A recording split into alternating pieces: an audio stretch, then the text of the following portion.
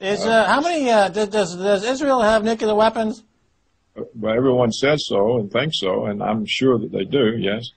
And how much aid has Israel gotten from America over the past 20, 25 years? Oh, a tremendous amount. I mean, $100 billion, as some have estimated?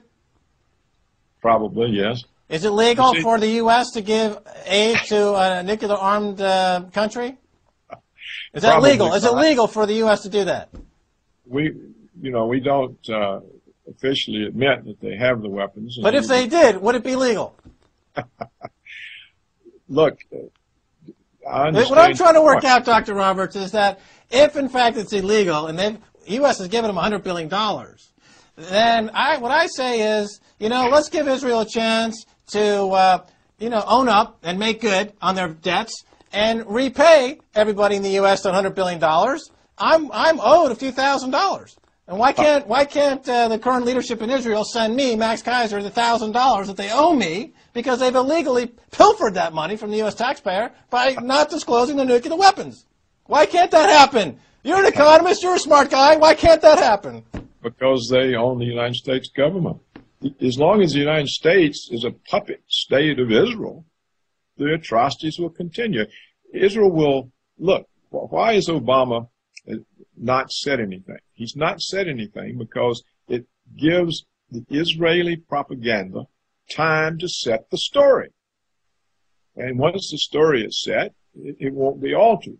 And so he doesn't say anything. If you look in the American media, what you get over and over and over is the Israeli story. And the notion that this is like World War II against the Nazis, it's absurd. You may have seen what an Israeli said recently, is that their commandos were armed with paintball guns. Right. Well, this is preposterous. Everyone knows they weren't armed with paintball guns, but this will be repeated factually over and over in American media. Yeah, and it's amazing, Dr. Roberts, how these new media outlets like Twitter are being co-opted by governments to spread misinformation and propaganda by merely taking over the trend index and other aspects of that technology. They can get the swarm or the wisdom of crowds to endorse the propaganda in a way that the propaganda meisters back in World War II could only, envy. Now, so basically you're saying that AIPAC basically has bought the White House, lock, stock, and barrel. And I guess it all gets back to the fact that where did AIPAC get that money? Well, they got it because of all the cheap interest rates for the past 20 years that have allowed the speculators to borrow, speculate, keep the gains, socialize the losses at the expense of workers in America who are now facing the mud, unemployed, and trying to figure out how they got there, all the while being asked to support Israel. Yes, it was just yesterday, I think, that Congress voted to increase war spending, but they cut unemployment benefits and Medicaid benefits. So I think that what we can say is that the United States government does not represent the American people. It represents the military security complex. It represents the Israel lobby. It represents Wall Street, the oil companies, the insurance industries, the pharmaceuticals.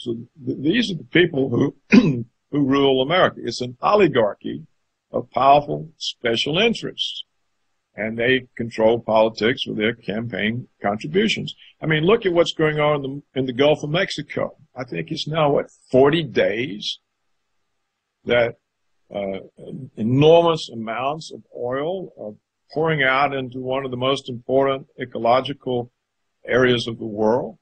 It's probably permanently destroyed the Gulf of Mexico, and the oil is still pouring out. Now, why is this? Because, first of all, the British Petroleum Company got permits that they shouldn't have been given because of all kinds of waivers that Cheney, the former vice president, got stuck in and forced the regulators to give to the oil companies. So they were permitted to go into deep sea drilling when they had no idea how whatsoever to contain a spill or what to do if something went wrong.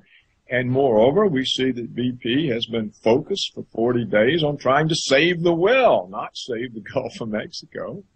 Right. This is becoming really the Bhopal disaster of America. And I would imagine if it gets worse, BP will be sold to some other corporation who will then completely wash their hands of any responsibility, and the oil will just sit there in the Gulf for time immemorial. And America resembles the Niger Delta at some point. And the fact that they can't do anything about it is all the proof you need to know that the U.S. government should never have given a permit. How can you possibly give a permit for an activity that entails such tremendous risk and potential destruction when you have no idea what to do if something goes wrong? It shows a total breakdown of government responsibility. Well, Dr. Paul Craig Roberts, thanks again for being on the edge, and I urge everyone to read his new book, How the Economy Was Lost, The War of the Worlds. Dr. Roberts, thanks so much. Pleased to be with you, Max.